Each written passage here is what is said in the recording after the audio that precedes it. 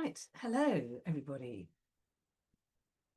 Thank you for coming along to my third LinkedIn Live. So this is a Q&A, so that means you can ask whatever questions you like and I will answer them live-ish because the comments don't come up straight away and I have to remember to refresh the page to actually see the comments at all. So when you arrive, do put a comment saying hello that you've arrived and do put any questions that you have in the comments as we go along.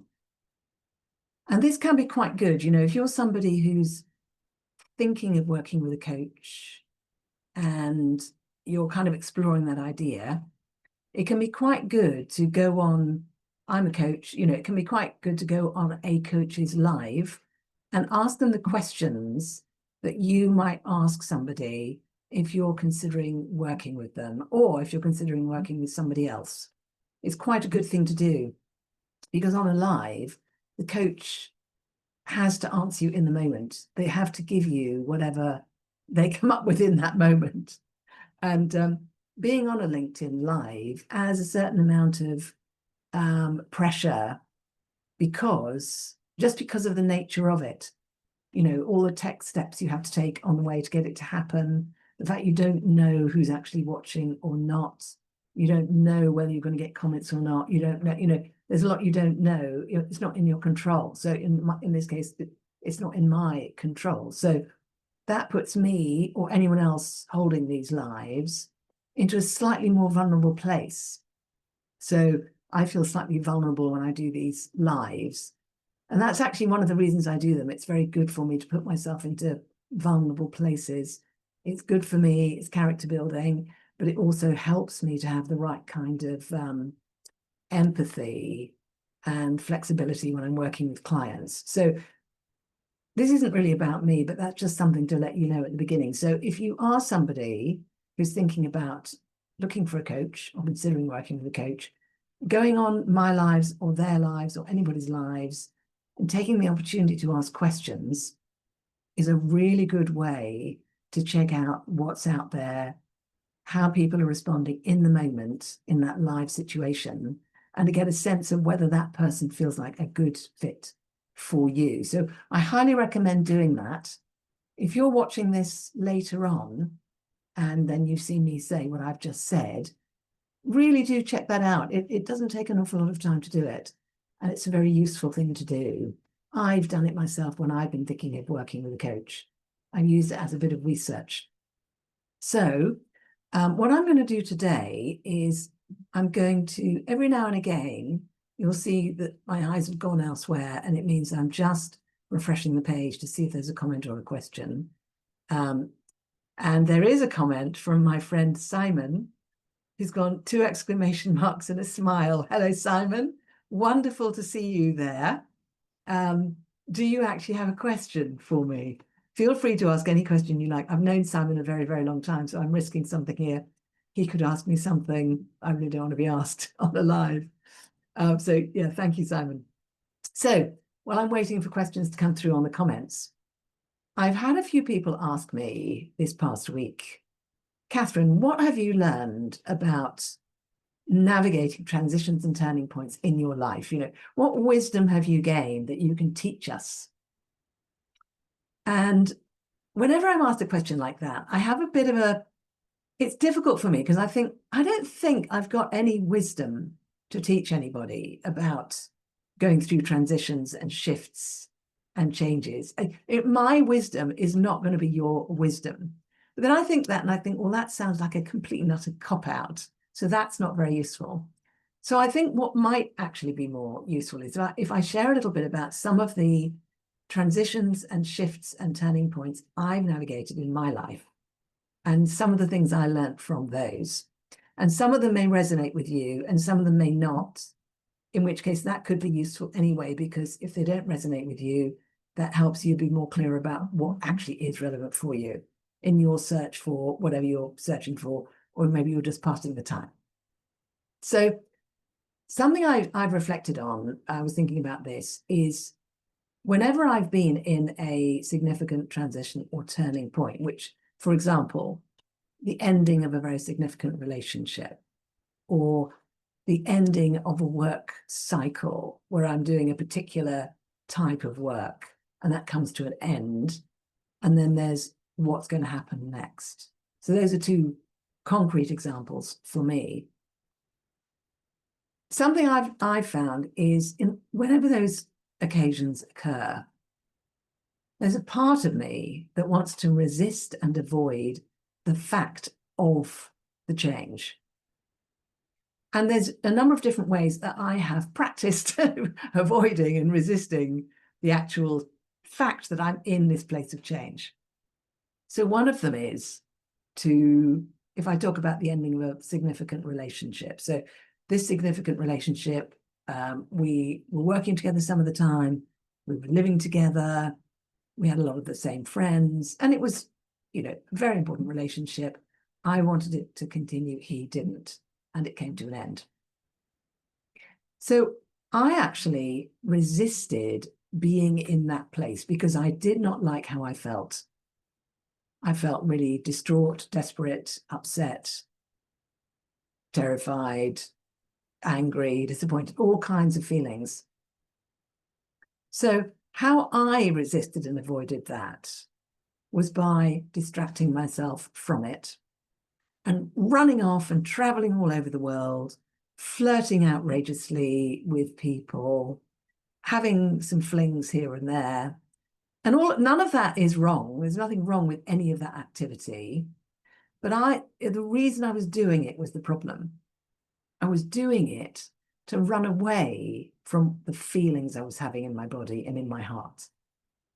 I was running away. So what that meant was I missed a whole opportunity to learn from what I was experiencing. What that meant was it took me a lot longer to get those learnings. I did get them later when I settled down and explored and actually had more conversations with the guy who I'd broken up with and did get the learnings then. But in that time, I was running away from the change.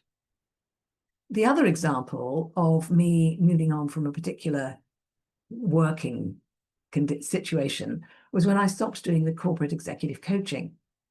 And with this, I ran away from and avoided the experience of the change in a different way, which was I hung on for dear life, longer than I should have done, to that executive coaching work, beyond the point when it was time for me to let it go.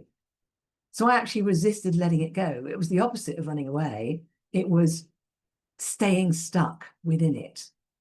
Now, what that did is that delayed my process of going through the transition, learning what I learned from that, and finding what I was going to do next. So that's very useful. And we could take from that, right, so don't resist, don't run away, and don't hang on for dear life when you should be letting go. All well and good. But if we then take another step back and say, yes, but by doing exactly what I did, I got other learnings. I got other learnings which were not what you might think were the learnings I really needed, but they were the learnings that I got. And they were the learnings that brought me to where I am now. So another way and I'm very happy with where I am now. So another way of looking at it is to say, yeah, that is everything I did was actually perfect. So within this, you can tell there's a whole number of conundrums, or is it conundra? I don't know. There's a whole number of conundrums within this, which is, how do you know what to do? And is there such a thing as knowing what to do? So something I come back to with all of that is the whole question of reflecting on the experience we're having, and also reflecting on the path that we're taking in relationship to that experience and in response to that experience. So this is where I come on to how I support myself through those times. Because everything I've said so far is about me, and how I dealt with it on my own. But actually, in reality, when I've made the strongest shifts that have been the most helpful, I've always had people helping me. So sometimes they've been friends. Sometimes I've hired coaches, therapists, consultants to help me with them. But that's always been really valuable, because what it's done is it's helped me to step back from where I am and from what I'm doing and from what my knee-jerk reaction might be or my hanging on might be. And it's helped me to get a different perspective on all of that without losing my autonomy and my authority within it. So I then thought, great, well, why don't we all do that all the time?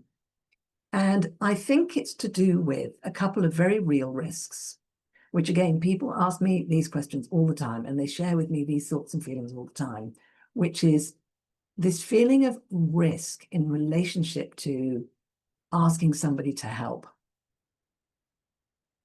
So the first risk that people don't necessarily articulate, but they're feeling it, is the risk that if you ask somebody else to help, they will actually do the transition and the change for you. So you don't have to do it. So you just get to the other side magically without having had to live through it. And it probably is possible to get people, to find people who will try to do that for us. The problem with that is it actually robs us of the journey. Us having the journey ourselves is the point. It's the whole point, I think, and from my own experience. The journey itself is the thing that transforms. But being in that place where things are confusing or upsetting or exciting, often these transitions and shifts are absolutely exciting as well, but being in that heightened place, which is more intense, is the point. So hiring somebody to do that for us, to make the change for us in a way, or shortcut it for us by telling us exactly what to do or how to do it, is robbing us of something. And if that's what you are afraid of happening, I would absolutely say that's valid. Don't do that. Don't ask someone to do that for you. Equally, there's another whole thing, which is the idea that I have to do everything on my own. I mustn't ask for help, because if I ask for help, then I'm not actually doing it myself. That's also not true, because we're always doing our own life ourselves, whether or not we have help. The point of the help is to support us to do it. You know, everyone uses sports analogies, you know, sports coaches, athletic coaches, that's what they do. They don't do the running for you. They don't do the training for you. They help you. The difference there is they are very often telling you exactly what to do. They're telling you exactly what to do, how to do it, when to do it, what to eat, when to rest, whatever it might be. When it comes to these important transitions in our lives, nobody can tell us how to do those. Why? Because they haven't walked our path. They haven't followed our calling. The whole point is our calling is unique to us. So no one else can do that calling for us. No one else has done that calling before us. So no one can tell us how to do it. Let's say you've got a business where you are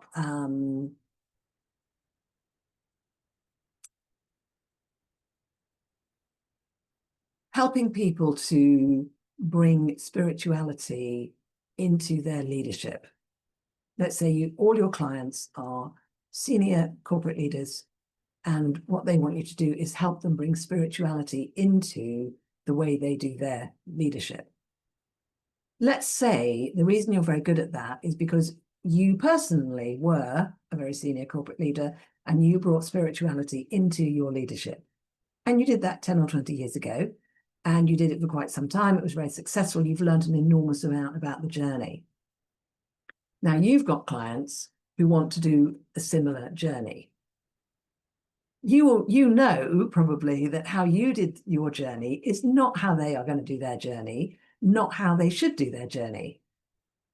But nevertheless, you can still help them, but not in a way which takes away from the fact that they're doing their own journey. And there are so many examples of this. So these are the few things I kind of discovered through my own journeying. The whole question of, do we resist the fact that the change is happening? Do we hang on to the old thing?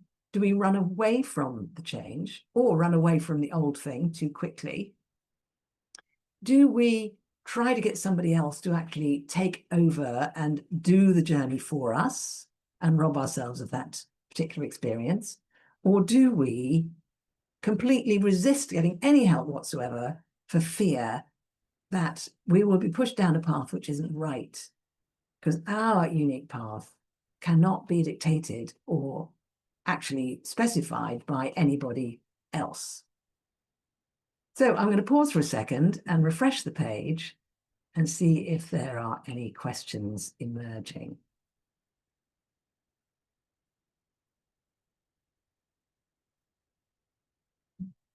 No.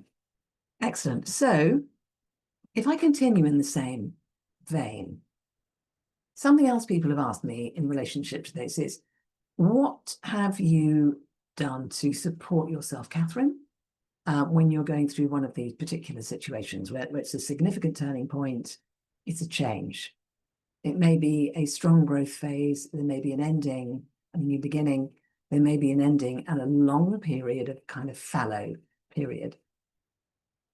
So some of the things I've found really work for me, one whole area is to do with taking care of my body. So by that I mean taking extra care to listen to what my body is telling me. So sometimes at those times, my body is absolutely crying out for rest. Other times it's crying out for freedom of expression. Other times it's crying out for a kind of constructive stillness. So if I actually pay attention to those, I'll sleep more. And I might think, why am I sleeping so much? I'm napping during the day for an hour. I'm sleeping 9 hours at night. What's wrong with me? Am I actually winding down to complete stagnation? But if the body is telling me that's what it wants, trying to trust that and follow that has worked very well for me. Or if the body is crying out for expression. So sometimes that expression is expression of feelings and experiences I'm not enjoying, like confusion, fear, regret, loss, some of those. Sometimes the body is tired of holding all those in the body, because all our experiences are held in the body. Sometimes the body wants to express those and just release them. So for that, I find very, very helpful conscious dance. I trained in 5 Rhythms dance a number of years ago. 5 Rhythms dance is very, very good for this. Equally, a completely freestyle, free-form approach to moving the body is very, very good if that works for you. For some people, having a structure like 5 Rhythms is very helpful because it means they can actually use that structure and kind of hang themselves on it, if you like, which helps them move through the different levels of the expression.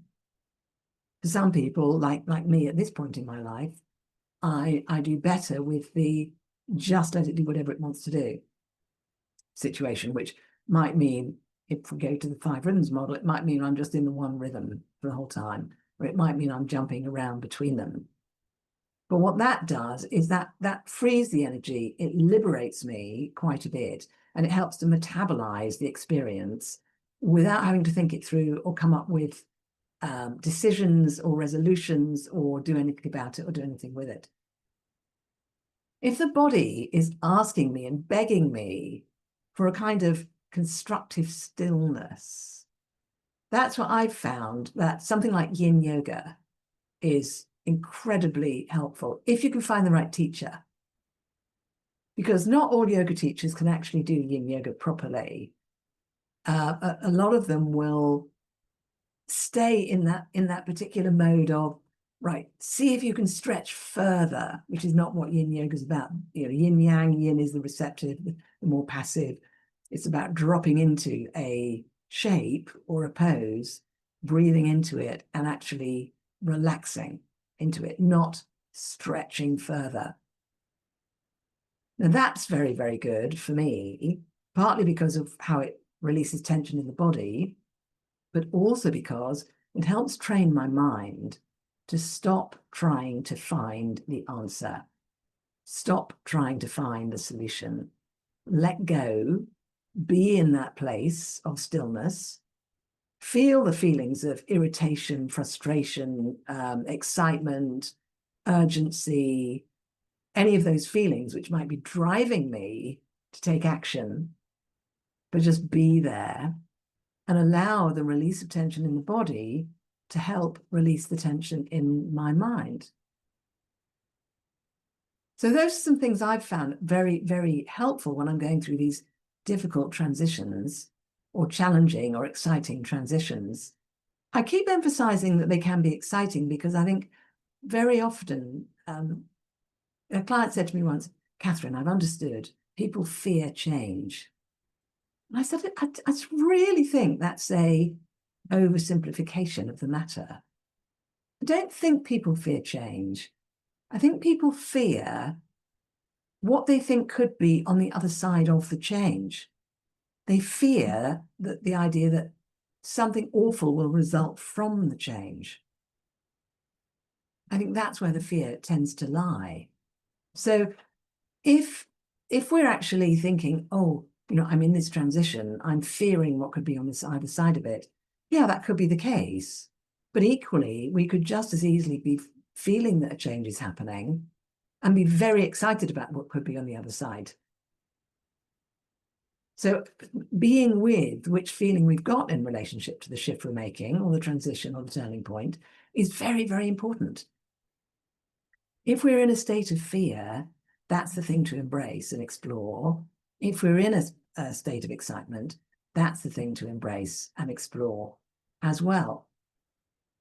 So again, I'm just coming back to, I don't have any wisdom to teach anybody about turning points and transitions. I've transitioned many times in different ways. I've learned a lot for myself, but I've also learned a lot about what are some of the pitfalls, what are some of the questions we can ask ourselves, what are some of the spaces we can practice embracing so that we can then find our way to the perhaps hidden truths that already lie within us and the almost hidden truths that lie within the nature of the experience that we are in.